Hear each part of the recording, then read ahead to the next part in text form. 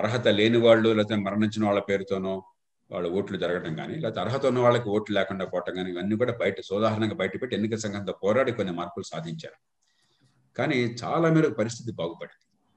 ఇవాళ అమెరికా లాంటి దేశంలో ఓటర్ గుర్తింపు కార్డు అని చెప్పంటే అది రాజకీయంగా చాలా పెద్ద సమస్య అని చెప్పి కూడా వాళ్ళకి ఓటర్ గుర్తింపు కార్డు లేవు. భారతదేశంలో దాదాపు అందరికీ ఓటర్ గుర్తింపు కార్డులు అందినాయి. గతంలో ముఖ్యంగా పట్టణ ప్రాంతాల్లో ముక్కుమొహం ఎవరికి తెలియదు కాబట్టి చాలా పెద్ద ఎత్తున అర్హత ఉన్న వాళ్ళకి ఓట్లు లేకుండా పోయేవి. ఇప్పుడు కూడా అడపదడప కనిపిస్తుంది. అనర్హులు దొంగ ఓట్లు వేసేవాళ్ళు. ఇప్పుడు అర్హత ఉన్న వాళ్ళకి ఓట్లు లేకపోవడం పట్టణాల్లో ఇంకా కొంత మేరకు ఉంది, కానీ చాలా మేరకు తగ్గింది. దొంగ ఓట్లు దాదాపు ఆగిపోయినాయి, ఇప్పుడు లేవు, చాలా మేరకు కట్టడైపోయింది. గ్రామీణ ప్రాంతాల్లో మరింత కట్టడైంది. ఎందుకంటే గ్రామీణ ప్రాంతాలు అందరూ ముఖముఖాలు తెలుసు కాబట్టి దొంగ ఓటు వేయటం లాలూచిపడి అందరూ కలిసి కూర్చుంటే తప్ప, అన్ని పార్టీలు కలిసిపోతే తప్ప దొంగ ఓట్లు వేయటం కానీ దొంగ గుర్తింపు కార్డులు కానీ సాధ్యం కదా అక్కడ. అంచేత పరిస్థితి అంత దారుణంగా లేదు. ఎన్నికలన్నీ బాగున్నాయని నేను అంటలా. ఈ ఎన్నికల్లో ఉన్న భయంకర లోపాలను నిరంతరం బయట పెట్టేవాడు నేను. కానీ సమస్య పోలింగ్ బూత్లో సమస్య కాదు. పోలింగ్ బూత్లో డబ్బులు తీసుకుని ఓటేసినా, కులానికి ఓటేసినా, ప్రలోభాలకు ఓటేసినా స్వచ్ఛందంగానే ఓటేస్తున్నారు. తుపాకీ పెట్టి బలవంతం పెట్టి ఎవరో ఓటేయించట్లేదు, లేకపోతే దొంగ ఓట్ల ద్వారా ఎవరు గెలవటం లేదు. అది అపోహ.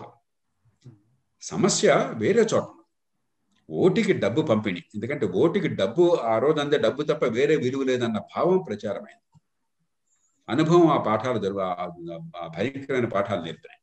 కాబట్టి ఓటు అనేది మనుషుల్ని బేరీజు వేసి సమర్థులను ఎంపిక చేయడం కోసం కాకుండా ఆ రోజు డబ్బులు, ఆ రోజు సారాయి, ఆ రోజు మరో దానికి మనం పూర్తిగా లొంగిపోతున్నాం. రెండోది తాత్కాలికమైన తాయిలాలు. ఓటుకి డబ్బు సరే చట్టవిరుద్ధం, నేరం. తాయిలాలు చట్టవిరుద్ధం కాదు. రేపు పొద్దున ఎన్నికైతే నెలకు 1000 రూపాయలు ఇస్తారో చట్టవిరుద్ధం కాదు, కానీ అనైతికమైనది. దీర్ఘకాల ప్రయోజనాలను విస్మరించి ఓటు కోసం ప్రజల్ని బెచ్చగాళ్లుగా మార్చేటువంటిది. అయితే దానికి లొంగుతున్నారు. లేకపోతే కులం, మతం, ప్రాంతం, భాష వివిధ రూపాల్లో ప్రజల్లో ఉన్మాదాన్ని రెచ్చగొడితే, కక్షను రెచ్చగొడితే దానికి ఓటేస్తున్నారు ఆవేశంతో.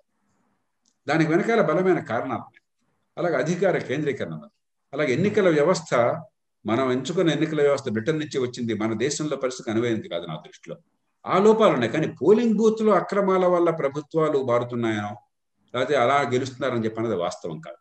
జరిగేది పోలింగ్ బూత్ బయట వ్యవస్థ కారణాలు కొన్ని, ప్రజాస్వామ్యంలో ఉన్న అపరిపక్వత మరికొంత, మరి రాజకీయ పార్టీల హ్రస్వ దృష్టి, దూరదృష్టి లేకుండా సంకుచితవాదంతో చేస్తున్నది మరికొంత.